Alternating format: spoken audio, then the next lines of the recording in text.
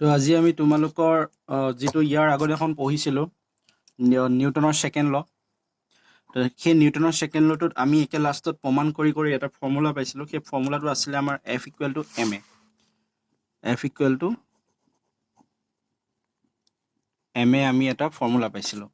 তো এই ফৰ্মুলাটোৰ পৰা আমি কেইটামান কথা এতিয়া জানিব লাগিব। যেনেকৈ তোমালোকে বেলেগ বস্তুৰ একক শিকা, ঠিক তেনেদৰে আমি এতিয়া বলৰ একক শিকিম। বলৰ একক কি হয়?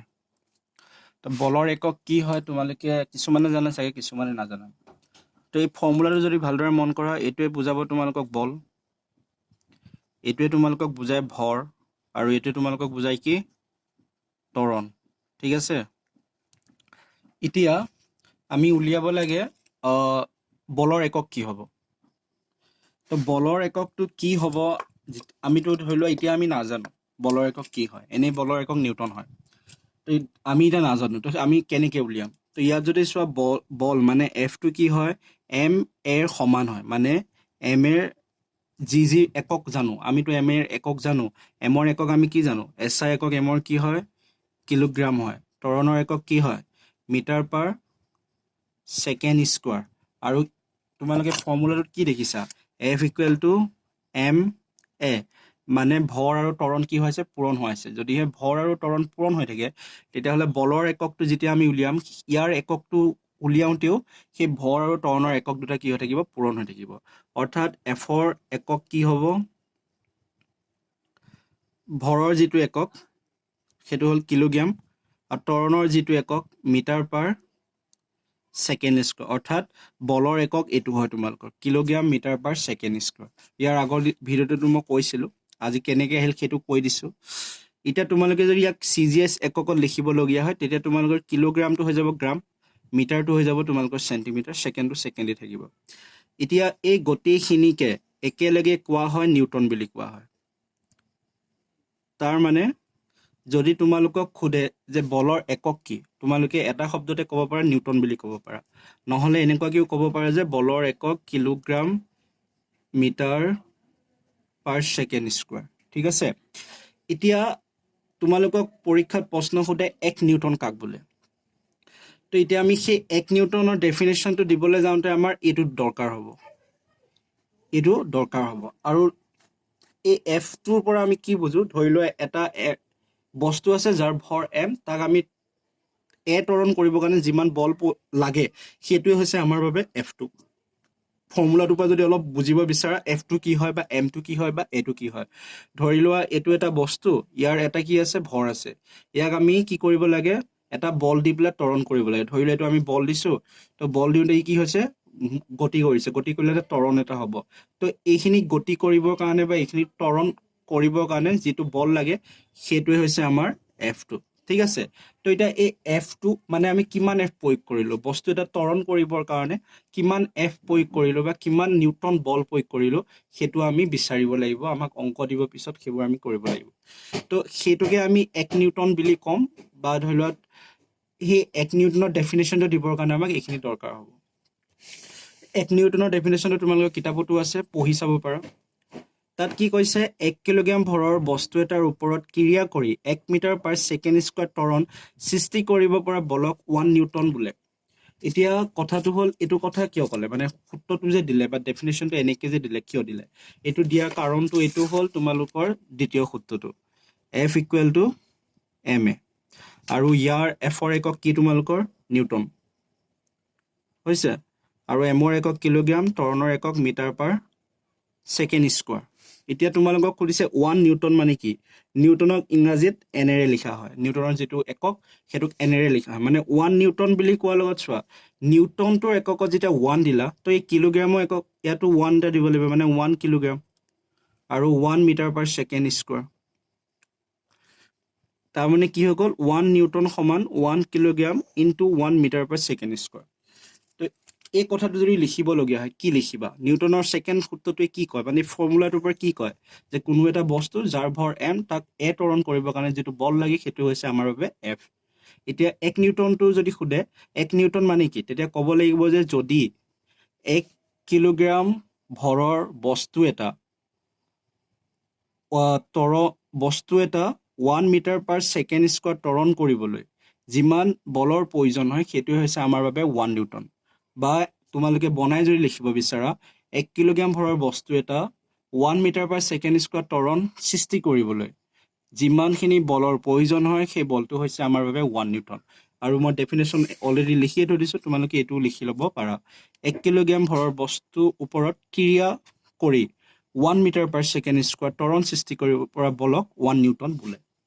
তো এইখিনি ডেফিনেশ্যনটো মনত ৰাখিবা, যোনে যোনে বুজি পোৱা নাই মুখস্থ কৰি দিবা, হৈ যাব। পৰীক্ষাত ডাইৰেক্ট আহিব 1 নিউটন কাক বোলে, কিয় লিখিছা কি লিখিছা এইবোৰ নুসুধে। মই জাষ্ট তোমালোকক কৈছোঁ যাতে তোমালোকৰ আগলৈ কামত আহে, তোমালোকে বুজি পোৱা বস্তুটো। তো সদায় বুজিবৰ কাৰণে চেষ্টা কৰিবা, বিজ্ঞান মুখস্থ কৰিলে কাম নহ'ব, নম্বৰ নাপাবা পৰীক্ষাত, সেইটো মই আগতো কৈছোঁ এতিয়া কওঁ। গতিকে বুজিবৰ কাৰণে চেষ্টা কৰিবা। তাৰপিছত আহিলে দ্বিতীয় সূত্ৰটোৰ কিছুমান প্ৰয়োগ আছে। কিতাপখনত যদি চোৱা তোমালোকৰ এই প্ৰেগ্ৰাফটো তোমালোকৰ প্ৰয়োগ দিছে। তো পৰীক্ষাত কেতিয়াবা সুধিব পাৰে যে নিউটনৰ দ্বিতীয় সূত্ৰটোৰ প্ৰয়োগ লিখা। তো তেতিয়া আমি ইয়াৰ পৰা লিখিব লাগিব। তোমালোকে প্ৰেগ্ৰাফটো পঢ়ি ল'বা, একেবাৰে সহজ বুজি পাবা। মই বুজাই দিছোঁ ইয়াত কি ক'ব বিচাৰিছে। তলত যদি চোৱা চিত্ৰ এটা দিয়া হৈ আছে, ক্ৰিকেট খেলৰ চিত্ৰ দিয়া আছে।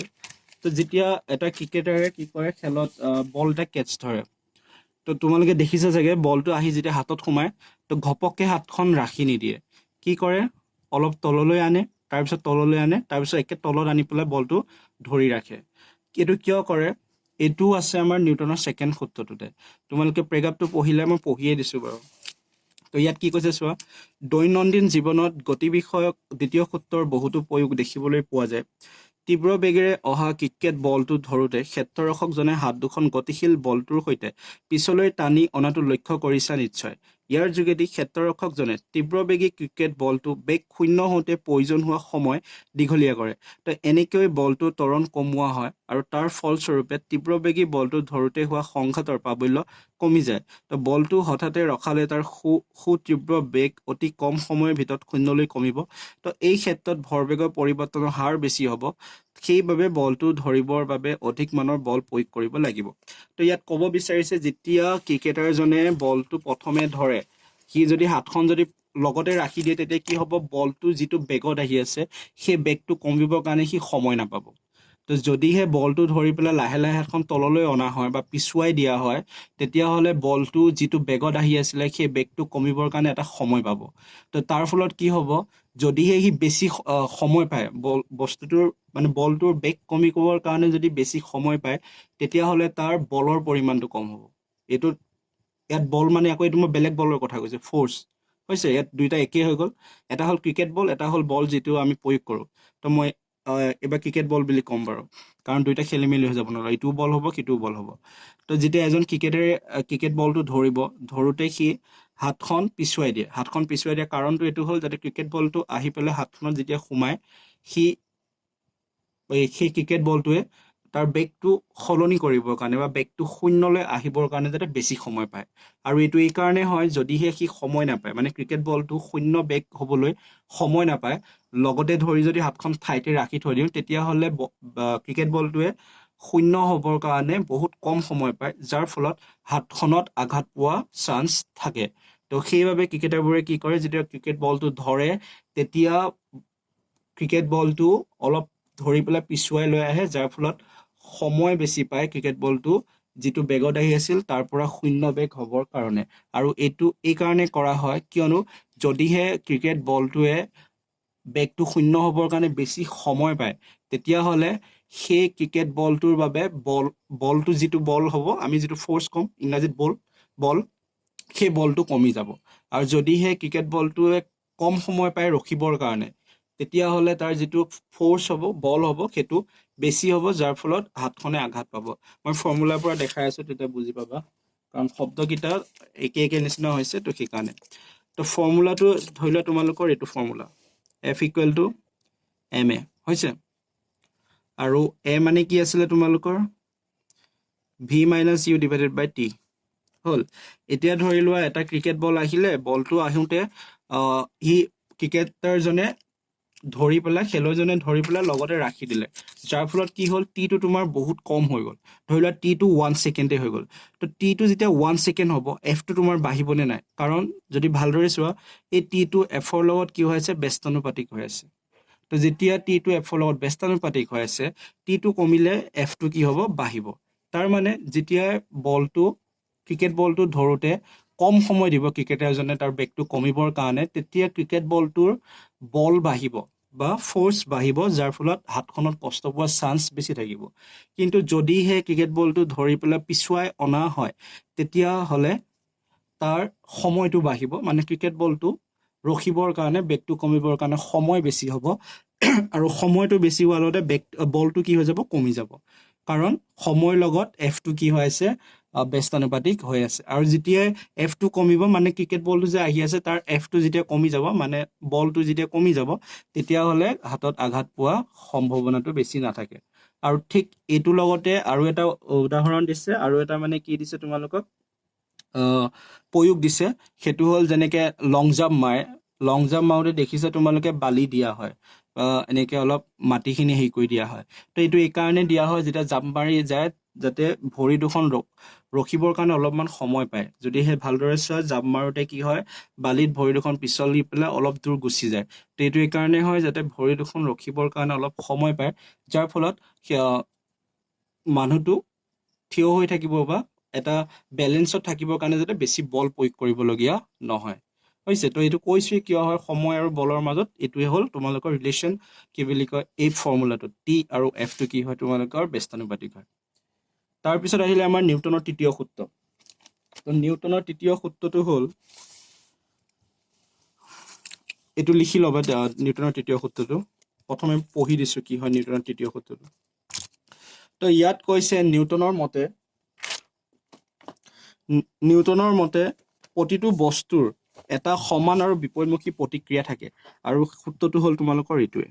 ঠিক আছে, এই লাইনটো খালি মনত ৰাখিবা, পৰীক্ষাত আহিলে জাষ্ট এই লাইনটো লিখি দিবা। নিউটনৰ মতে তৃতীয় সূত্ৰটো হ'ল প্ৰতিটো বস্তুৰ এটা সমান আৰু বিপৰীতমুখী প্ৰতিক্ৰিয়া থাকে।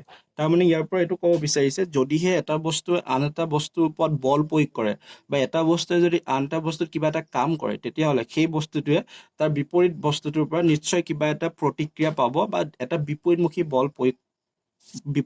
বল অনুভৱ কৰিব।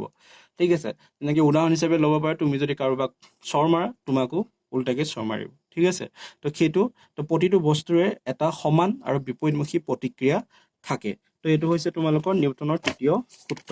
কিতাপত যদি চোৱা তোমালোকে নিউটনৰ তৃতীয় সূত্ৰটো এইখিনিত পাবা।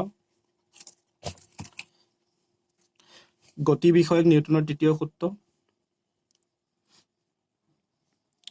তো প্ৰেগাপটোত কি কৈছে সেইখিনি চাই লওঁ। গতি বিষয়ক প্ৰথম দুটা সূত্ৰই প্ৰয়োগ কৰা বলে কেনেকৈ গতিৰ পৰিৱৰ্তন কৰে তাৰ বৰ্ণনা দিছে।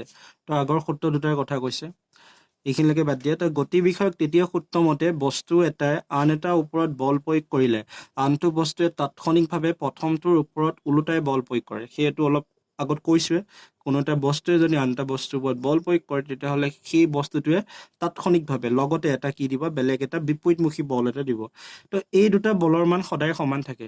তো এই দুটা যি বল থাকে সদায় সমান থাকে। হৈছে, ধৰি লোৱা কিবা এটা বস্তুৰ ওপৰত বেলেগ এটা বস্তুৱে বল প্ৰয়োগ কৰিছে, তো সি যিমান নিউটনেৰে বলটো প্ৰয়োগ কৰিব, সেই সমান নিউটনেৰে বেলেগ বস্তুটোৱেও তাৰ ওপৰত বল প্ৰয়োগ কৰিব। কিন্তু এইটো কথাটো হ'ল কি, ইহঁতে বিপৰীত দিশত হ'ব। ই যদি এটা বস্তুৱে যদি সোঁফালে দিয়ে, আনটো বস্তুৱে তাক বিপৰীত ফালে মানে বাওঁফালে দিব। ঠিক আছে, তো এই বল দুটাই দুটা বেলেগ বেলেগ বস্তুৰ ওপৰত ক্ৰিয়া কৰে, আৰু কেতিয়াবা একোটা বস্তুৰ ওপৰত ক্ৰিয়া নকৰে। ফুটবল খেলোঁতে ফুটবলৰ ওপৰত চকু থৈ তাক জোৰেৰে মাৰিবলৈ যাওঁতে কেতিয়াবা বিপৰীত দলৰ খেলুৱৈৰ লগত খুন্দা খায়, তেতিয়া দুয়োজনে দুখ পায়, কাৰণ এজনে আনজনৰ ওপৰত বল প্ৰয়োগ কৰে। অন্য অৰ্থত ইয়াত এটা বলৰ সলনি এযোৰ বলৰ উপস্থিতি আছে। এই দুটা বিপৰীত বলক ক্ৰিয়া আৰু প্ৰতিক্ৰিয়া বল বোলা হয়। তো উদাহৰণ কি দিছে, ফুটবল খেলৰ উদাহৰণ দিছে। যেতিয়া ফুটবল খেলত খেলুৱৈবিলাকে কি কৰিব যায়, ফুটবলটো মাৰিব যায়, কেতিয়াবা ভৰিয়ে ভৰিয়ে খুন্দা খাই পেলাই কি হয়, কষ্ট পায়। কিহৰ কাৰণে কষ্ট পায়, কাৰণ দুটা দল থাকে ফুটবল খেলত। তো এটা দলে এটা বেলেগ দিশত মাৰিব আৰু সিটো দলে বেলেগ এটা দিশত মাৰিব, যাৰ ফলত বল দুটা কি হয়, খুন্দা খাই কষ্ট পায়। এতিয়া যদি তোমালোকে বস্তুৰ সহায়ত বুজিব বিচাৰে, ধৰা এইটো এটা বস্তু হ'ল এ, এইটো এটা বস্তু হ'ল বি। ধৰি লোৱা এই এ বস্তুটোৱে বিৰ ওপৰত বল প্ৰয়োগ কৰি আছে। কি বল প্ৰয়োগ কৰিছে, এফ বল প্ৰয়োগ কৰিছে। তেতিয়াহ'লে বিটোৱেও এৰ ওপৰত একে সমান এটা বল প্ৰয়োগ কৰিব, এফ প্ৰয়োগ কৰিব। কিন্তু তাৰ চৰ্তটো কি হ'ব লাগিব, এটোৱে যদি এইটো দিশত কৰিছে, বিটোৱে এইটো দিশত কৰিব লাগিব তাৰ মানে এইটো যদি f হয় এইটো হ'ব তোমালোকৰ -f কিহৰ কাৰণে বেলেগ এটা দিশত হৈছে আৰু লগতে এইটো কি হ'ব ইহঁতৰ বলটো সদায় সমান থাকিব আৰু ইহঁতে নিজে নিজৰ ওপৰত কেতিয়াও প্ৰয়োগ কৰিব নোৱাৰে কাৰণ নিজে নিজৰ ওপৰত কেনেকৈ কৰিব যদি নিজে কষ্ট পায় আকৌ গাটোৱে নিজকে কেনেকৈ কষ্ট দিব পাৰিব সেইটোতো হ'ব নোৱাৰে ন সম্ভৱ নহয় তো প্ৰথম কথা এটা বস্তুৱে যদি আন এটা বস্তুৰ ওপৰত বল প্ৰয়োগ কৰে তেতিয়াহ'লে সেই বস্তুটোৱে ইটো বস্তুৰ ওপৰত বল প্ৰয়োগ কৰিব সমান বল প্ৰয়োগ কৰিব আৰু বিপৰীত দিশত বল প্ৰয়োগ কৰিব তো এই এটোৱে যে বিৰ ওপৰত বল প্ৰয়োগ কৰিলে সেইটোক কোৱা হ'ব তোমালোকৰ ক্ৰিয়া আৰু এই বিটোৱে যে এটোৰ ওপৰত বল প্ৰয়োগ কৰিলে সেইটোক ক'ব তোমালোকৰ প্ৰতিক্ৰিয়া ঠিক আছে তাৰ মানে তোমালোকৰ নিউটনৰ তৃতীয় সূত্ৰটোত এজোৰ বল থাকে তো সেইটো হৈছে ক্ৰিয়া আৰু প্ৰতিক্ৰিয়া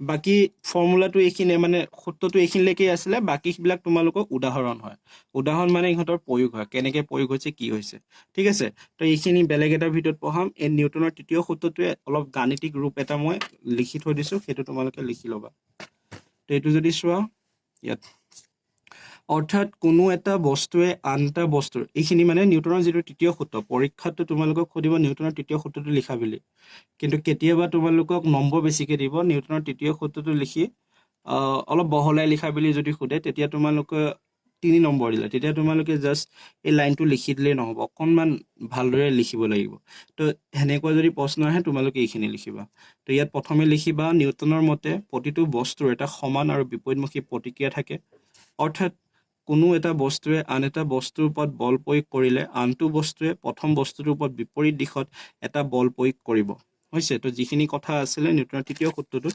সেইখিনিকে লিখিছোঁ যদি এটা বস্তুৱে আন এটা বস্তুৰ ওপৰত বল প্ৰয়োগ কৰে তেতিয়াহ'লে আনটো বস্তুৱে প্ৰথম বস্তুটোৰ ওপৰত বিপৰীত দিশত এটা সমান বল প্ৰয়োগ কৰিব লিখিবা এটা সমান বল প্ৰয়োগ কৰিব অৰ্থাৎ কি হ'ব অলপ আগত যিটো চিত্ৰ আঁকি মই দেখালো এইটো যদি এ হয় এইটো যদি বি হয় তো এ বস্তুটোৱে বিৰ ওপৰত বল প্ৰয়োগ কৰিব তো এই বলটো হ'ব তোমালোকৰ এফ এ বি মানে এ বি ওপৰত কৰিছে তো বিটোৱে এৰ ওপৰত কৰিব তো এইটো বল কি হ'ব এফ বি এ হৈছে তাৰপিছত প্ৰেগাপটোত কি লিখিছোঁ এ বস্তুটোৱে বিৰ ওপৰত প্ৰয়োগ কৰা বল হ'ব এফ এ বি আৰু বি বস্তুটোৱে এৰ ওপৰত প্ৰয়োগ কৰা বল হ'ব এফ বি এ কিন্তু বিপৰীত দিশত হ'ব অৰ্থাৎ F a b minus F b a তো এইটোৱে হ'ল তোমালোকৰ নিউটনৰ তৃতীয় সূত্ৰৰ গাণিতিক ৰূপ ঠিক আছে তো এইখিনি লিখি ল'বা একেবাৰে সহজ খালি তোমালোকে সূত্ৰটো মুখস্থ কৰিলেই হ'ল সংজ্ঞাটো মুখস্থ কৰিলেই হ'ল বাকী এইখিনি তোমালোকে নিজৰ মতে বনাই লিখিব পাৰা তাত কোনো অসুবিধা নাই আৰু ইয়াৰ পিছত যিখিনি তৃতীয় সূত্ৰৰ যিখিনি প্ৰয়োগ আছে সেইখিনি পিছৰ ভিডিঅ'ত কৰাম